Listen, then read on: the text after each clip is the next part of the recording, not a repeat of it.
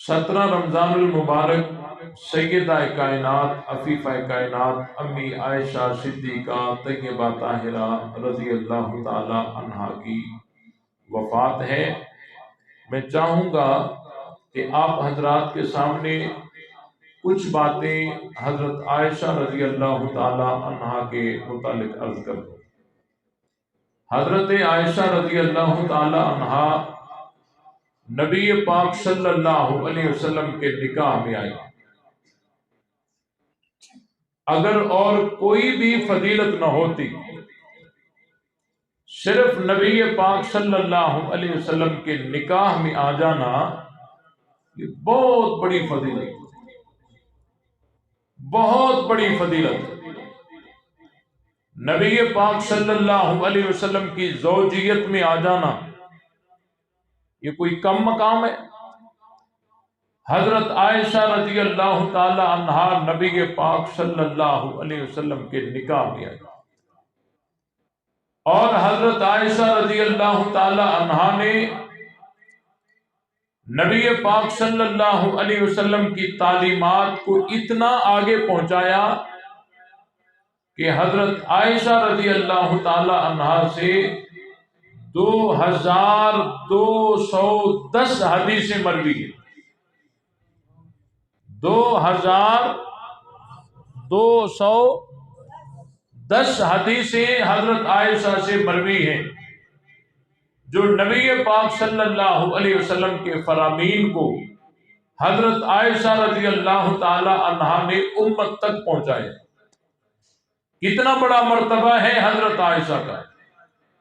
حضرت عائشہ رضی اللہ تعالی عنہا کی فضیلتیں قرآن میں حدیث میں بہت ساری ہیں۔ قرآن مجید کی ایک آیت میں اللہ تعالیٰ نے فرمایا ہے وَأَزْوَاجُهُ أُمَّهَاتُهُمْ، نبی کی بیویاں مومنین کی مائیں ہیں۔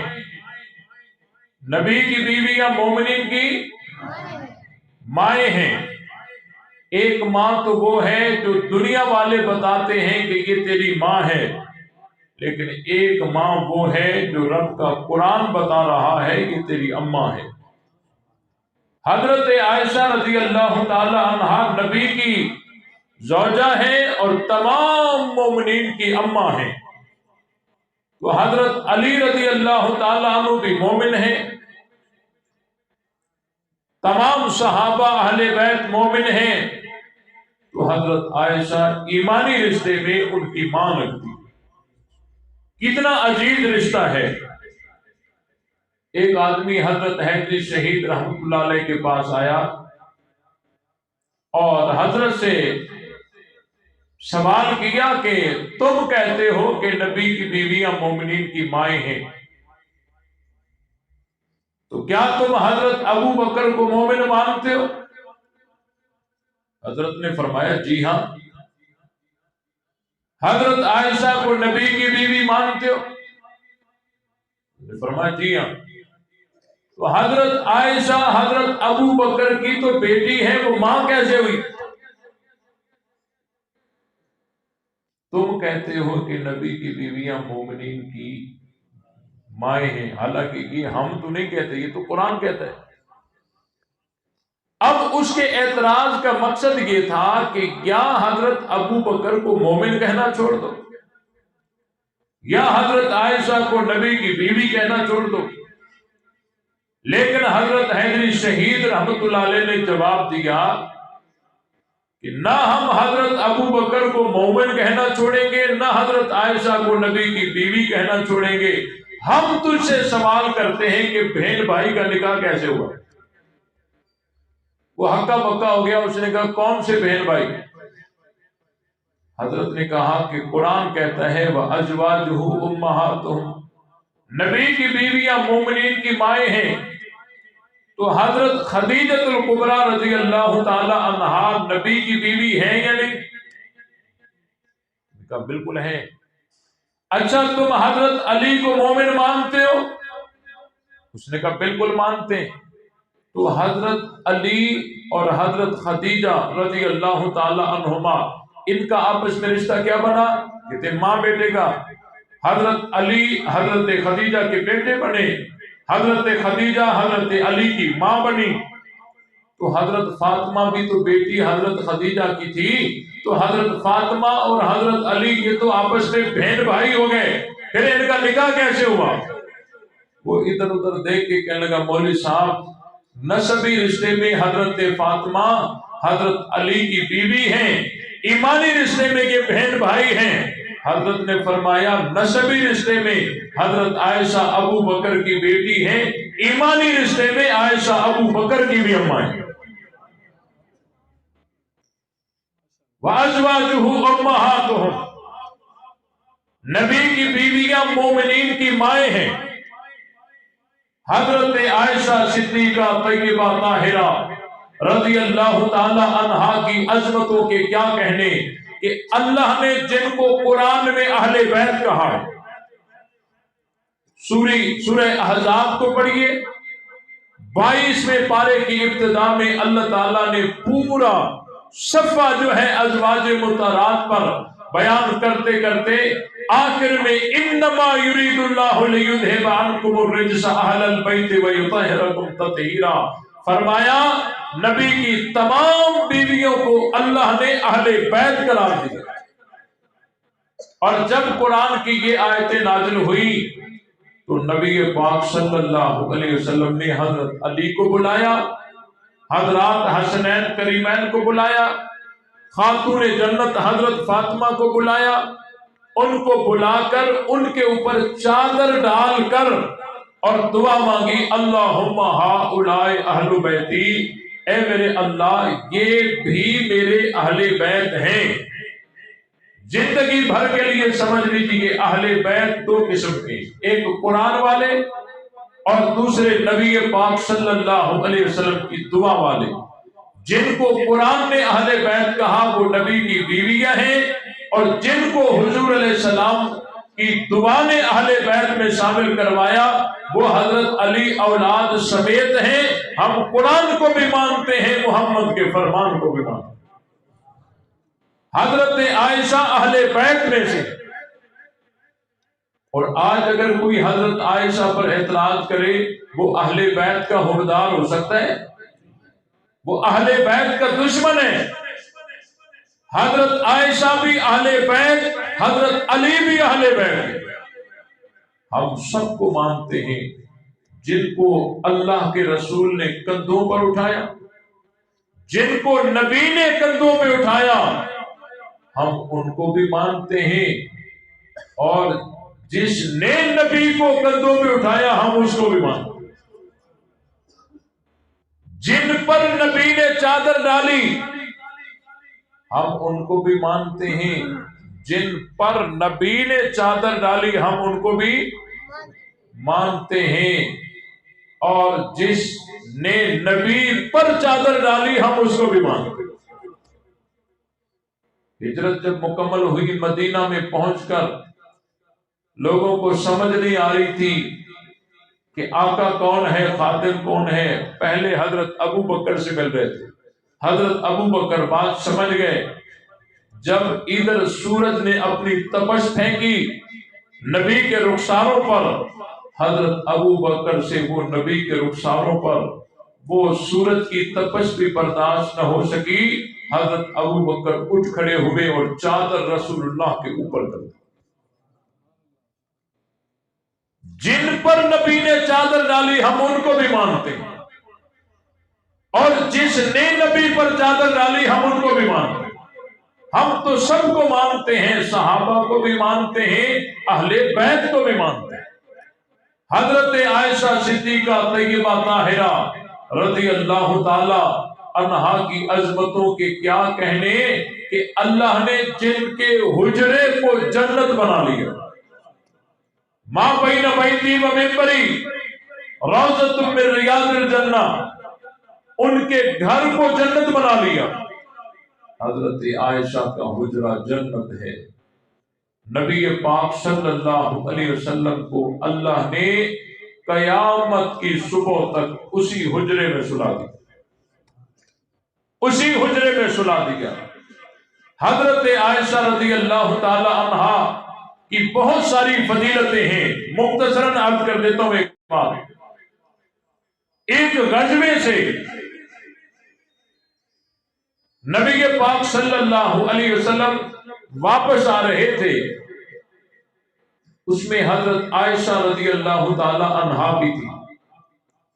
چلتے چلتے راستے میں آپ علیہ السلام نے قافلے کو روک دیا. قافلے کو روک دیا. جن کو جو تقاضے تھے وہ پورے کرنے کے لیے مصروف ہو گئے. حضرت عائشہ رضی اللہ تعالی عنہا اونٹ پر تھی اور اونٹ پر کجاوا تھا. اس کجاوے میں تھی. اونٹ جیسے نیچے بیٹھا صحابہ اکرام نے وہ کجاوا اتار کر نیچے رکھا اور خود ایک طرف چلے گئے. پردے کی آیتیں نازل ہو چکی تھی. وہ پردے لٹک رہے تھے. صحابہ اکرام کجاوا اتار کر نیچے رکھا. ہودج جو ہے نا وہ نیچے رکھا اور ایک طرف چلے گئے. ام المومنین حضرت عائشہ رضی اللہ تعالی عنہا قضائے حاجت کے لیے آگے نکل گئی. وہاں حضرت عائشہ رضی اللہ تعالی عنہا کا ہار ٹوٹ گیا. موتیوں والا ہار تھا. موتیوں کو تلاش کرتے کرتے کچھ دیر ہو گئی. ادھر سے نبی پاک صلی اللہ علیہ وسلم نے قافلے کو کوچ کرنے کا حکم دیا. صحابہ کرام نے وہ ہودج اٹھایا. انہوں نے یہ سمجھا کہ ام المومنین اسی ہودج میں اندر موجود ہیں. ہودج اٹھایا, اونٹ پر رکھا اور قافلہ چل پڑا. اور حضرت عائشہ رضی اللہ تعالی عنہا کوئی بھاری جسم والا, کوئی ان کا جسم بھاری نہیں تھا کہ ان کو پتہ چلتا کہ ہودج خالی ہے یا ام المومنین اس میں ہے. حضرت عائشہ کا جو ہے جسم ہلکا پھلکا تھا اور اتنا بھاری نہیں تھا اور کم سن بھی تھی. تو صحابہ کو پتہ نہیں لگا کہ ہودج خالی ہے یا اس میں ام المومنین ہیں. انہوں نے سمجھا کہ ام المومنین اندر ہیں. ہودج اٹھایا, اونٹ پر رکھا اور قافلہ آگے چل پڑا. حضرت عائشہ رضی اللہ تعالی عنہا فرماتی ہیں, حضرت عائشہ فرماتی ہے کہ میں جب آئی دیکھا قافلہ تو جا چکا ہے. اب میں سوچنے لگی کہ اگر میں قافلے کے پیچھے پیچھے جاؤں گی تو بھٹک نہ جاؤں, تو بہتر یہی ہے کہ میں ادھر ہی رک جاؤں, ادھر ہی رک جاؤں اور آگے جا کر جہاں مجھے سنبھالیں گے تو تلاش کرنے کے لیے یہیں آئیں گے تو بہتر یہی ہے کہ میں یہی رک جاؤں. حضرت عائشہ رضی اللہ تعالی عنہا وہیں رک گئی اور لیٹ گئی. حضرت عائشہ رضی اللہ تعالی عنہا کو نیند آ گئی.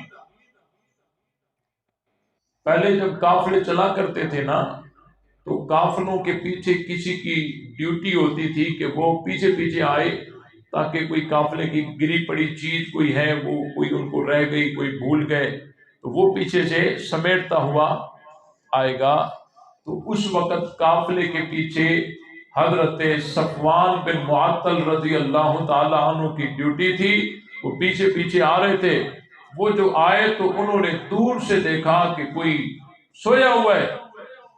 قریب جب حضرت صفوان پہنچے, انہوں نے حضرت عائشہ کو دیکھتے ہی پہچان لیا, کیونکہ پردے کی آیتیں جب تک نازل نہیں ہوئی تھی حضرت صفوان نے حضرت عائشہ کو دیکھا ہوا تھا. حضرت صفوان رضی اللہ تعالیٰ عنہ نے حضرت عائشہ کو دیکھتے ہی فرمایا انا للہ و انا الیہ راجعون. حضرت عائشہ کی آنکھیں اس جملے پر کھل گئی اور حضرت عائشہ رضی اللہ تعالی عنہا فرماتی ہیں میں نے چادر اپنے چہرے پر کر لی. حضرت صفوان رضی اللہ تعالی عنہ وہ آئے, اونٹ میرے قریب بٹھا کر اور ایک طرف ہو گئے. میں اونٹ پر سوار ہو گئی اور آگے وہ مہار پکڑ کر اور مجھے یوں لے آئے اور یوں چلتے چلتے دوپہر کا وقت تھا، ہم قافلے میں جا کر گئے، اتنا سا مسئلہ تھا۔ حضرت عائشہ فرماتی ہیں واللہ ما کلمنی کلمتن ولا سمعت منہ غیر استرجائہ، کہ اللہ کی قسم صفوان بن معطل نے سوائے انا للہ کے میرے سے کوئی بات نہیں کی، میں نے بھی کوئی نہیں سنی، کوئی میرے سے بات نہیں کی۔ یوں مہار پکڑ کر آگے آگے چلے، میں اونٹ پر سوار تھی، قافلے میں جا کر ملے، اور وہاں جب ہم پہنچے تو منافقوں نے اس آتے ہوئے منظر کو دیکھ کر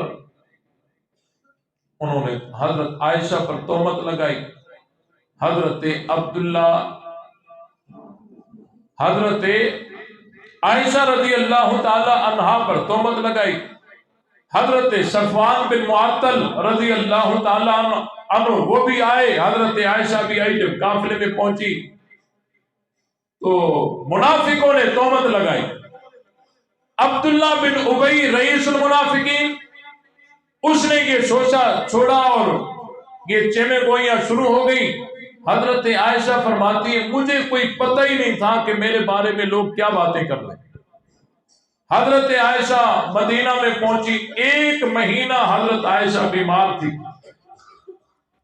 ایک دن حضرت عائشہ فرماتی ہیں کہ میں ام مستح رضی اللہ تعالی عنہا کے ساتھ قضائے حاجت کے لیے گھر سے باہر نکلی تو راستے میں ام مستح رضی اللہ تعالی عنہا کا پیر وہ چادر میں اٹک گیا یا کہیں ٹھوکر لگی تو ان کی زبان سے ایک جملے نکلے، وہ اپنے بیٹے مستح کو برا بھلا کہہ رہی۔ میں نے کہا کہ اپنے بیٹے مستح کو برا بھلا کہہ رہی ہو؟ تو حضرت ام مستح نے بتایا کہ جی ہاں، آپ کے اوپر جن لوگوں نے تہمت لگائی ہے ان کی سازشوں میں میرا بیٹا بھی آ گیا ہے اور وہ بھی ان کی سازشوں کا شکار بن گیا ہے۔ تو حضرت عائشہ فرماتی کہ کون سی تہمت، مجھے تو کوئی پتہ ہی نہیں ہے۔ حضرت ام مستح نے جب یہ سارا واقعہ بتایا، حضرت عائشہ رضی اللہ تعالی عنہا فرماتی ہیں کہ میری تو طبیعت خراب ہو گئی اور بخار میں اضافہ ہو گیا اور فوراً میں واپس ہوئی، نبی پاک صلی اللہ علیہ وسلم سے اجازت مانگی کہ میں اپنے ماں باپ کے گھر جانا چاہتی ہوں۔ آپ علیہ السلام نے مجھے اجازت دی۔ میں اپنے ماں باپ کے گھر میں جانا اس لیے چاہتی تھی کہ ان کے ذریعے سے میں اس واقعے کی تحقیقات کرا سکوں۔ حضرت عائشہ فرماتی ہیں کہ پورا مہینہ گزرا، مجھے کوئی پتہ ہی نہیں ہے۔ ایک بات مجھے ضرور محسوس ہو رہی تھی کہ نبی پاک صلی اللہ علیہ وسلم کا جو میرے ساتھ پیار محبت والا رویہ تھا اس میں تھوڑی مجھے کمی محسوس ہو رہی تھی، باقی اور کوئی مسئلہ مجھے محسوس نہیں ہو رہا تھا اور مجھے کچھ پتہ نہیں تھا۔ آپ علیہ السلام سے اجازت مانگ کر میں اپنے گھر آئی اور اپنی اماں حضرت ام رومان سے ملی۔ میں نے ان سے پوچھا اماں جان، یہ لوگ جو میرے بارے میں باتیں کر رہے ہیں کیا آپ کو یہ علم میں ہے؟ تو ام رومان نے فرمایا جی ہاں مجھے پتہ ہے۔ حضرت عائشہ فرماتی ہیں میں نے کہا کہ تم عجیب ہو، یہ لوگ میرے بارے میں باتیں کر رہے ہیں، تم نے مجھے بتایا تک نہیں۔ پھر میں نے پوچھا کہ ہمارے ابا ابو بکر کو بھی اس کا پتہ ہے؟ میری اماں ام رومان نے بتایا کہ جی ہاں ابو بکر کو بھی پتہ، آپ کے والد کو بھی پتہ ہے۔ حضرت عائشہ کی چیخیں نکل گئی، رو رہی ہیں۔ حضرت ابو بکر آواز سن کر چیخوں کے نیچے آ گئے اور پوچھا ام رومان سے، انہوں نے کہا عائشہ کو پتہ چل گیا ہے کہ جو لوگ تہمت لگا رہے ہیں اس کا علم عائشہ کو چل گیا ہے۔ حضرت ابو بکر وہاں رو رہے ہیں، ام رومان یہاں رو رہی ہیں۔ حضرت عائشہ ادھر رو رہی ہے. حضرت عائشہ فرماتی ہے میری طبیعت اتنی خراب ہو گئی کہ میری اماں نے میرے گھر کے سارے کپڑے میرے اوپر ڈال دیے. سردی ہو رہی ہے، بخار کی تیزی ہو گئی، طبیعت خراب ہو گئی. ساری رات روتے روتے میں نے گزار دی، سارا دن روتے گزارا، نہ کچھ کھایا نہ پیا نہ آرام نہ سکون، آنکھوں سے آنسو ہی آنسو جاری تھے. حضرت ابو بکر وہاں رو رہے ہیں، میری اماں ایک کونے میں رو رہی ہے، میں رو رہی ہوں. کوئی جو ہے ہمیں بات سمجھ نہیں آ رہی تھی. نبی پاک صلی اللہ علیہ وسلم وہاں پریشان تھے، صحابہ اکرام سے مشورے لے رہے ہیں، صحابہ اکرام سے مشورے لے رہے ہیں. حضرت اسامہ سے فرمایا اے اسامہ عائشہ کے بارے میں مشورہ دو. حضرت اسامہ نے عرض کیا اے اللہ کے رسول، ہماری کیا حیثیت ہے کہ آپ کے اہل بیت کے بارے میں ہم لب کشائی کریں؟ اگر آپ کہتے ہیں تو ہمارا علم یہ ہے ہم سوائے خیر کے اور کچھ نہیں جانتے. ہم نے عائشہ میں کوئی چیز نہیں دیکھی، عائشہ پاک ہے. عائشہ کیا ہے؟ پاک ہے. نبی پاک صلی اللہ علیہ وسلم پھر حضرت علی سے مشورہ لے، علی تو بتا عائشہ کے بارے میں مشورہ دے. حضرت علی رضی اللہ تعالیٰ عنہ نبی پاک صلی اللہ علیہ وسلم کی پریشانی کو دیکھ رہے تھے. حضرت علی سے نبی پاک صلی اللہ علیہ وسلم کی پریشانی جو ہے وہ برداشت نہیں ہو رہی تھی. آپ علیہ السلام کی پریشانی کو ہلکا کرنے کے لیے حضرت علی رضی اللہ تعالی عنہ نے مشورہ یہ دیا اے اللہ کے رسول، عورتیں تو اور بھی بہت ساری ہیں، عورتیں تو اور بھی بہت ساری ہیں، عورتوں کی کمی تو نہیں ہے. اگر آپ تحقیقات کرنا چاہتے ہیں تو عائشہ کی خادمہ ہے بریرہ، ان سے آپ معلوم کریں، وہ آپ کو صحیح صحیح بتائے. حضرت علی رضی اللہ تعالی عنہ کا یہ مشورہ جو تھا یہ معاذ اللہ کوئی حضرت عائشہ سے دشمنی نہیں تھی، بلکہ نبی پاک صلی اللہ علیہ وسلم کی جو تکلیف اور پریشانی تھی وہ حضرت علی سے برداشت نہیں ہوئی. حضرت علی رضی اللہ تعالی عنہ نے عرض کیا کہ عائشہ کی جو خاتمہ ہے بریرہ، ان سے آپ تحقیقات کروا لیں، وہ آپ کو صحیح صحیح بتا دے گی. آپ علیہ السلام نے بریرہ کو بلوایا. بریرہ، حضرت بریرہ حاضر ہو گئی. عائشہ کے بارے میں سچی سچی باتیں بتا، اگر تو چھپائے گی تو میرا اللہ مجھے ضرور بتائے گا. حضرت بریرہ رضی اللہ تعالی عنہا نے عرض کیا اے اللہ کے رسول، میں سوائے ایک بات کے، وہ کون سی؟ کہ عائشہ آٹا گوندھ کر سو جاتی تھی اور بکری آتی اور آٹا کھا جاتی تھی، اس کے علاوہ عائشہ میں کوئی چیز نہیں دیکھی. عائشہ پاک ہے. عائشہ کیا ہے؟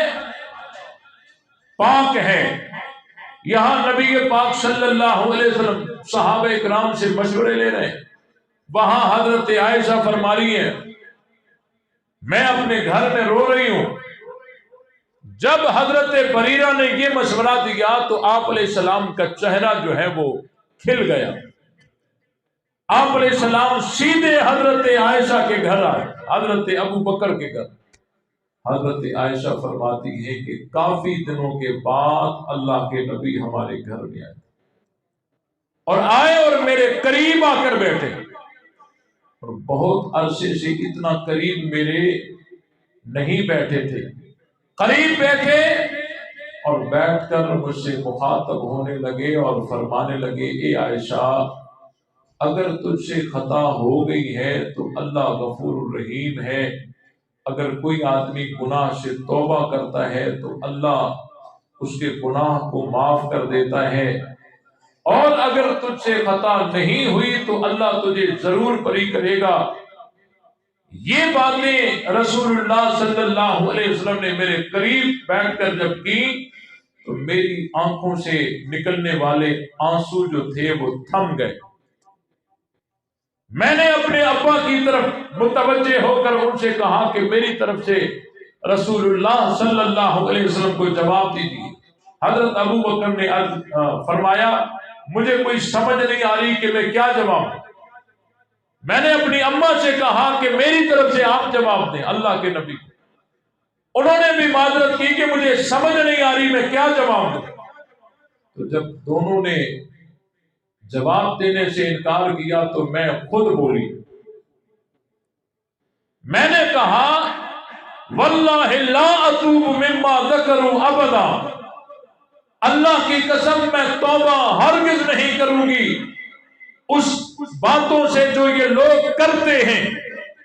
اور آگے حضرت عائشہ فرماتی ہیں کہ تمہارے دلوں میں باتیں ایسی پکی ہو گئی ہیں، اگر میں کہوں کہ مجھ سے گناہ ہو گیا ہے حالانکہ رب جانتا ہے کہ مجھ سے گناہ نہیں ہوا تو تم اس بات کو مان لو گے، اور اگر میں کہوں کہ مجھ سے گناہ نہیں ہوا اور رب جانتا ہے کہ نہیں ہوا لیکن تم یقین نہیں کرو گے۔ بس میرا حال وہی ہے جو یوسف کے ابا کا حال ہے، یوسف کے ابا کا حال ہے۔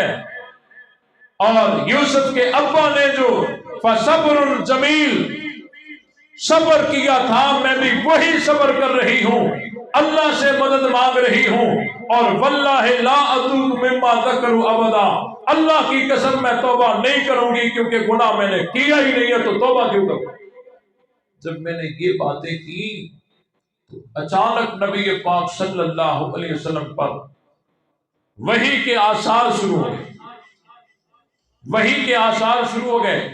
جب وحی کے آثار شروع ہو گئے تو حضرت ابو بکر صدیق رضی اللہ تعالی عنہ کی پریشانی کا عالم یہ تھا کہ قریب تھا کہ ان کی جان نکل جاتی۔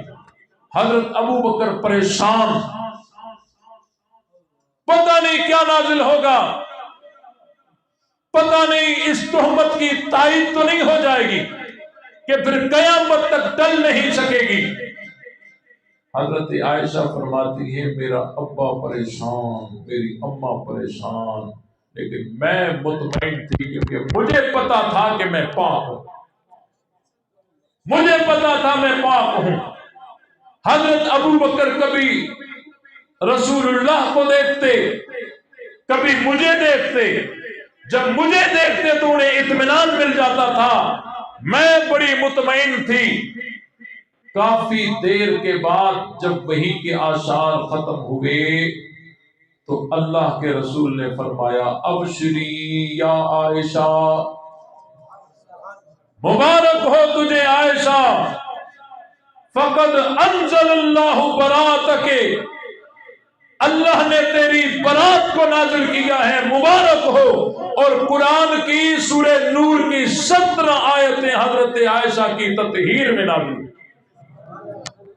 میری اماں نے مجھے کہا کہ بیٹی اٹھو اور اللہ کے نبی کا شکریہ ادا کرو۔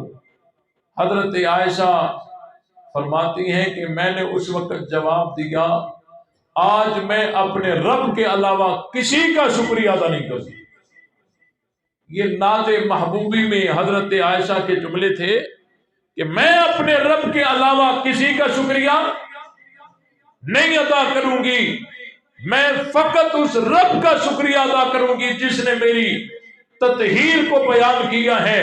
یہ ناز محبوبی میں یہ جملے تھے کہ جو نسبت تعلق حضرت عائشہ کا اللہ کے نبی کے ساتھ تھا، حضرت عائشہ کو گویا کہ اس کا بھی دکھ تھا کہ اللہ کے نبی نے مجھے پہلے دن سے بری کیوں نہیں سمجھا، لوگوں سے مشورے کیوں لیتے رہے۔ یعنی اس کا مطلب یہ تھا، یہ ناز محبوبی میں حضرت عائشہ نے جملے کہے، وگرنہ ان کی والدہ کا کہنا بھی تو ٹھیک تھا نا کہ یہ وحی بھی تو حضور کے صدقے آئی تھی۔ حضرت عائشہ فرماتی ہیں کہ مجھے اتنا اندازہ نہیں تھا کہ اللہ تعالیٰ میرے اوپر اتنا بڑا احسان کرے گا کہ قرآن کی آیتیں میری تطہیر میں نازل ہوں گی۔ میں تو یوں سمجھ رہی تھی کہ اللہ اپنے حبیب کو دل میں بات ڈال دیں گے، میں نے یہ اندازہ نہیں کیا تھا کہ اللہ میرے اوپر اتنا احسان کرے گا، میری تطہیر میں قرآن کی آیتیں نازل ہو جائیں گی جو قیامت کی صبح تک مسجدوں کے محرابوں میں حافظ قرآن ان کو تلاوت کرتے رہیں گے۔ یہ حضرت عائشہ کی عظمت ہے، اور جو قرآن میں ان کی عظمت ہے، قرآن کی آیتیں ان کی تطہیر بیان کرتی ہیں۔ جو حضرت عائشہ کو آج بھی برا بھلا کہتے ہیں، یہ نبی کے ایذا کا سبب بن کر یہ کافر بن جاتے ہیں، ان کا اسلام کے ساتھ کوئی تعلق نہیں ہوتا۔ اللہ تعالی ہم سب کو تمام صحابہ، تمام اہل بیت کا صحیح معنی میں ادب اور احترام کرنے کی توفیق عطا فرمائے۔ وآخر دعوانا ان الحمد للہ رب العالمین۔